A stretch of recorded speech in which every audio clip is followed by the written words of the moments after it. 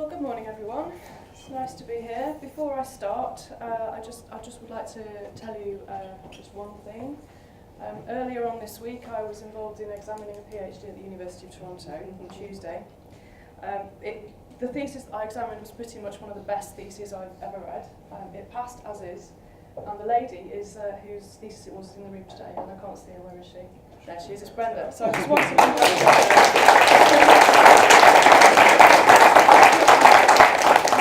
congratulations, Dr. McPhail. It was an awesome performance.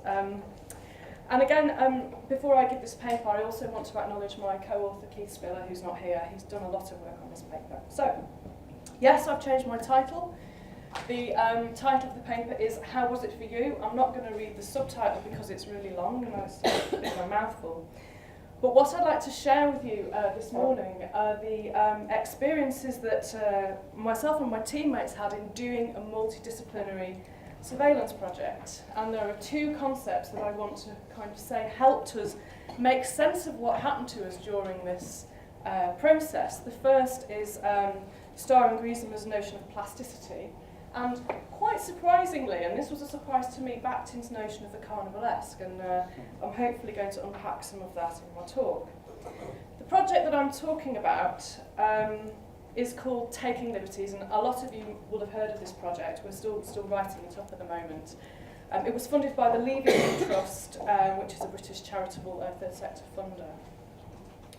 The aim of the project was to understand how two surveillance regimes in the UK, which took consumer data from the private sector, impacted the organisations in that sector. And very briefly, the two schemes were the Anti-Money Laundering and Counter-Terror Finance regulations embodied in the Proceeds of Crime Act 2002. And those regulations stipulate that financial services sector organisations, such as banks and building societies and numerous other types of organisation, monitor the activities of the customers that they deal with in terms of their financial transactions, and if they spot anything suspicious, they're to write a suspicious activity report and send it to the Serious Organised Crime Agency in the UK.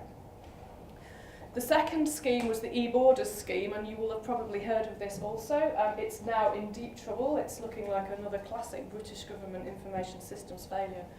But what the e-Borders scheme tries to do is to make airlines give passport data to the UK Border Agency, and the passport data is of the customers on their planes, between 24 hours and 30 minutes of departure. And of course the problem here is that airlines are not the only organisations that sell air travel seats. They're sold throughout travel agencies, tour operators, seat brokers, throughout the world, and so there's a big issue there for airlines in the sense that they have to gather data from their supply chain to pass to the UK government as well.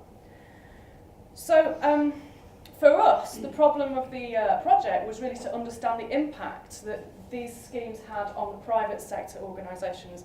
I work in a business school, I'm an organisation theorist, I love to look at organisations, as do my colleagues, and we were trying to work out exactly whether these schemes impacted those who handle customer data and existing customer data handling practices, as well as those who face customers on the front line and deal with customers on an everyday basis. There are some sort of reasonable reasons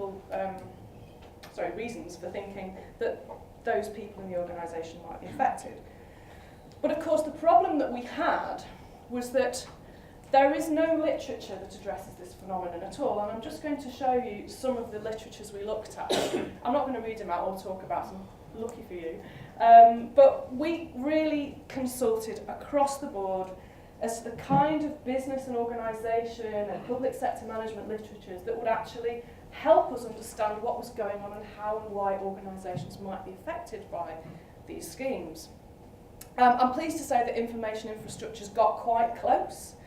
And where's Peter? He mentioned new public management yesterday. Where's he gone? Peter, he's not here. Okay. He mentioned the new public management literature yesterday, which, again, was quite helpful in understanding how the government is passing off these duties onto the private sector. But another issue is that the problem itself actually demanded a multidisciplinary approach, because organisations are not singularities. They are not monolithic things. They have internal structures and divisions. They have different people working at all different kinds of levels. They have internal political systems. They have internal social systems. And so we really needed to have a multidisciplinary team looking at this problem. And another issue really, when we got the multidisciplinary team together, was how we were going to publish something or produce something that had explanatory power, but at the same time spoke to our individual business disciplines as well, because we were all in there from our different business disciplines. So, before I start talking about the concepts, I'd just like to introduce you to my team members, because this will give you a sense of where people were coming from in the project. And over the next few slides, I'm going to obviously show their pictures, but there'll be information about them on the slides, and some of this might seem flippant, but this is actually how they describe themselves, so I'm not being derogatory towards my colleagues. Okay, so this is me. I'm an organisation theorist, I'm also in surveillance studies, and I've been moonlighting between the two since 1996, and that genuinely is what it feels like to be me. I feel like I'm in between a lot of places, and it's just very odd. Anyway, I'm not going to go into that confession here. This is Sally, my colleague Sally Dibb. She is a big cheese in marketing. She's very, very well known. She's a leading authority on the thing that we know as consumer surveillance, but she calls customer relationship management, and she's quite open about the fact that she thinks CRM is a fantastic thing because, from a marketing point of view, it's a win-win. It's a win-win for the consumer because they get marketed things they want, and it's a win-win for the organisation because they get to target their marketing. So she was quite surprised to find that I didn't think CRM was all that, really, and there were social justice issues and social sorting issues with it. So she's had a a lot of fun on our project. This is Keith, and some of you will know Keith because he's been to events here.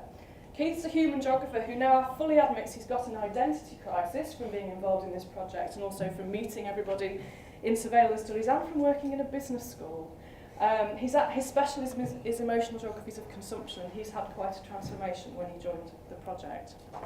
This is Liz. Liz is awesome, right? She's absolutely fantastic. She's I know, you see? How do I say Foucault? Is it Foucault? I've never said that before. I didn't think I'd ever say Foucault. That's Liz. She's very, very straight down the line information systems. She's worked as a medical physicist and a management consultant in a previous life. So she's had a real, she's been quite surprised. But she's working with me on information privacy issues now, so that's Liz.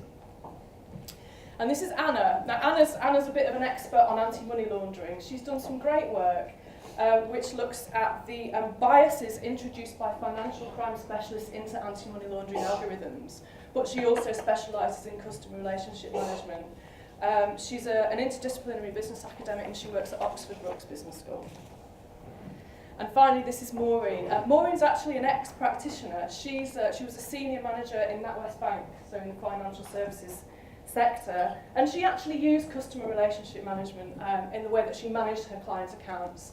And she now works as a strategy specialist and specialising in strategic visioning. So she works with top organisation members.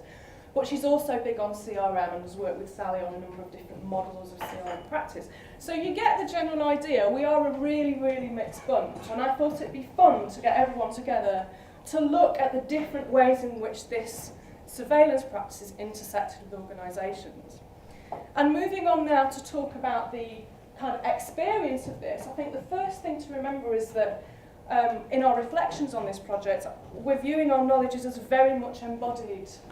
When we came together in our project meetings, we brought with us an awful lot of resources which we very freely gave into the discussion.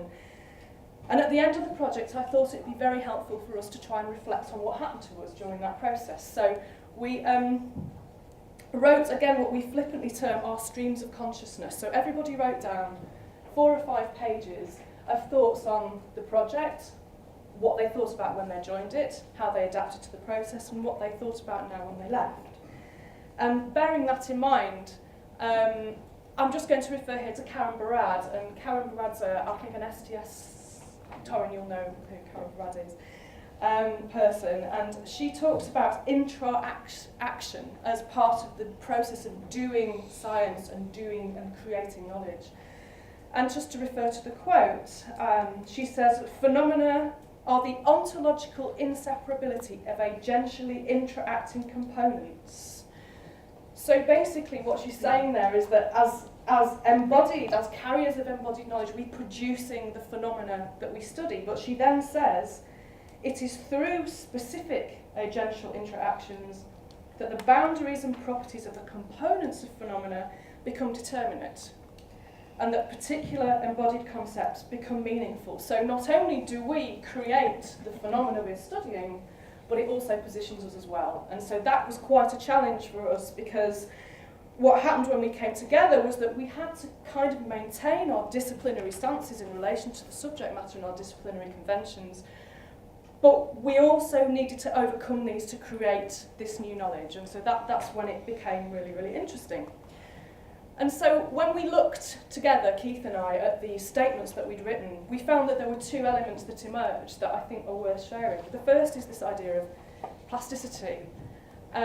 Plasticity is an idea, Susan Lee Starr and Griesmer, isn't it? I can't remember the first name. Starr and Griesmer talk about the inertia that comes along with standards and disciplinary norms, and that needs to be overcome. And it's overcome through this practices around plasticity. And in the accounts of my colleagues, what we found was that there was a strong sense of people having to let go of things, and a strong sense of movement and transformation and transition into this new space, which distanced us from our disciplinary roots, but also limited how we could fit with each other. And broadly speaking, we thought, we welcomed the interdisciplinarity, but everything people said was this tinged with this insecurity and anxiety. And I'm just going to use two quotes here for the sake of time. The first is from Keith. I'm actually going to have to turn around to the board to read this because my screen is blank here. So he's talking here about when he joined business school as a geographer, and he says, things were different. Advertisements for invited speakers to the school spoke of mysterious and unusual titles: international management practice, intangible assets, managerial innovations. I had heard these terminologies before, but had no idea what they meant. And he was quite lost and confused when he first joined us. But I think in terms of the disciplinary issue, Liz here talks about how being involved with the project really started to make her question her own discipline and question where she came from. And I can use my notes for this actually, so I won't wander around.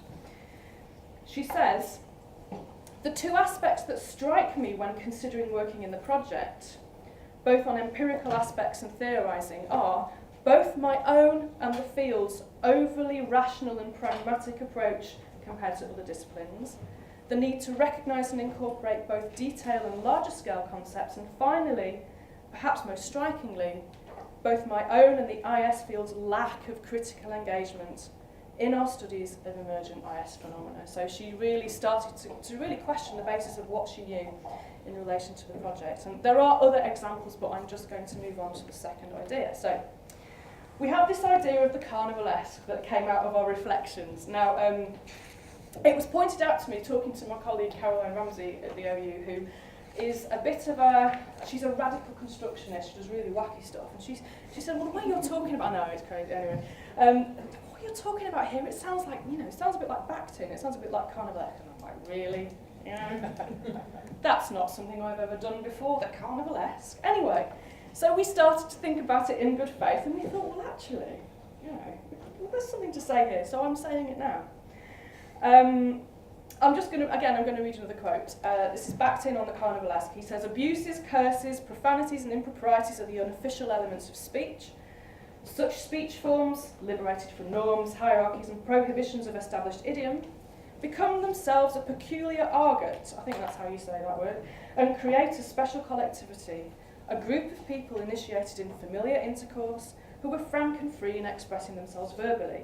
The marketplace crowd was such a collectivity, especially the festive carnivalesque crowd at the fair. Now, Bakhtin sees the carnivalesque that we read it in a way, actually. We read Bakhtin as seeing it as an allegory for transformation, an allegory for where the world is turned upside down, the fool becomes king for the day and all of that. But the way that we saw it was that it represents almost a suspension of the everyday life that enables new forms of interaction to occur, new forms of interrelations. And actually, we talked about this and between us.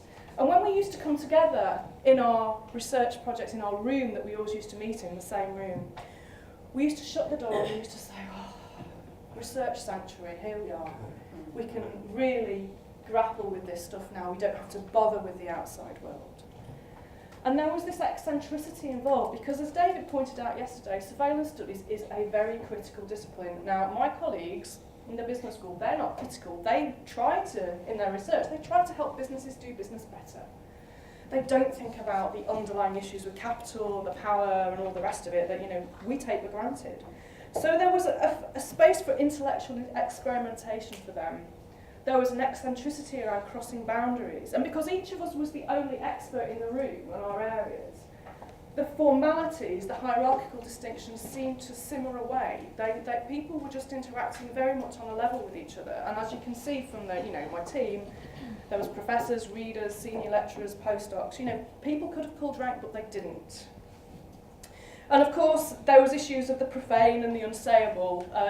Certainly we did sound off about everyday school life when we were in that room. But also there were issues about our disciplinary stances and the things that we found you know, acceptable and unacceptable about what each other stood for. So Sally was like, well, apparently you think I'm all evil now, you know? I'm like, yeah, you are actually. You know, so there was all sorts of things that would not be acceptable to say and perform in the everyday school life. And of course, this is all well and good, but we did actually produce something that was useful. We converged, and we converged on a unit of analysis that spoke to us all, and it was this: the securitized information flow.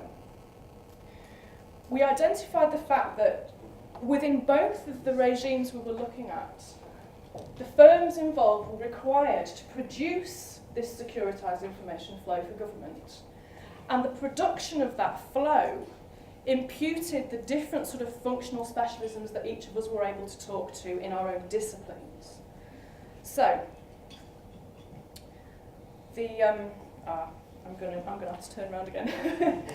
The securitized information flow we thought was a way of translating customers whose activities generated data for strategic commercial purposes, and of course this speaks to Maureen, Annie and Sally's interests, into potential threats to national security. So there was this translation going on with this flow.